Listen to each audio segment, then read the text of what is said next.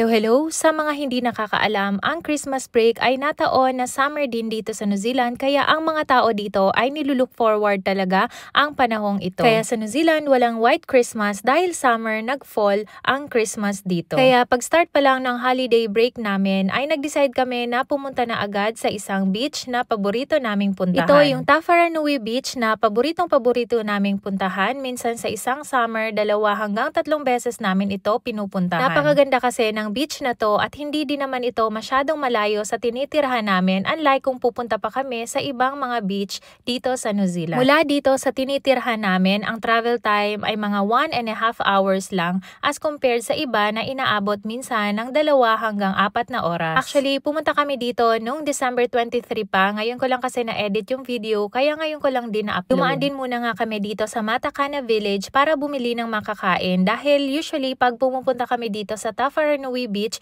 ay hindi talaga kami nagbabaon ng pagkain at bumibili na lang nga kami ng pagkain somewhere else. Most of the time ay pizza talaga ang baon namin papunta dito sa beach na to, pero nagkataon kasi na maaga pa yan kaya yung mga shops ay close pa. Kaya bumili na lang kami sa bukas na grocery store dito sa Matakana Village. Wala naman ngang masyadong choices doon sa grocery store na napuntahan namin kaya bumili na lang kami ng tinapay at okay na yun. Anyway, wala naman kaming planong magbaba dito dahil para hindi naman kami masyadong sunog sa pagdating ng Christmas Day and New Year. Na-mention ko nga sa mga previous vlogs ko na ang pagpunta sa mga beach dito sa New Zealand ay free lang. So meaning wala ka need na bayarang entrance fee para makapasok. Since free access naman ang mga beach dito, ina-expect naman sa mga tao na alagaan ito at wag magkalat sa area. I think 3 years ago pa yung last na punta namin ditong mag-anak dahil last year nga hindi din kami nakapunta dito dahil may foot injury nga si Clay. Kaya naman ngayong magaling na ang paa ni Clay ay sabi niya ang wish niya talaga ay makapag-swim ulit sa beach. Kaya ngayon, since summer dito,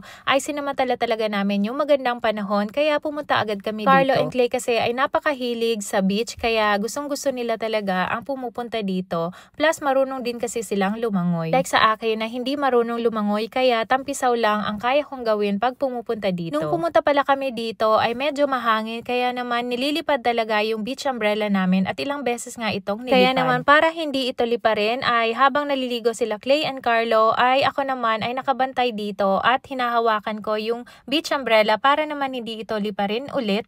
Kung hindi, ako lang yung mag-isa nga habol-habol dito dahil sila Carlo and Clay ay nasa dagat. Ang sabi ni Carlo, dapat sa susunod daw ay makabili kami nung isang klase yung mas secure para naman kahit anong klaseng hangin ay hindi ito liparin. So dito sa Tawharanui Beach, maliban sa pag-swimming, pag-picnic, pagkwentuhan with your friends o kaya naman pagtulog ay pwede din kayong magtanggala ng white hair.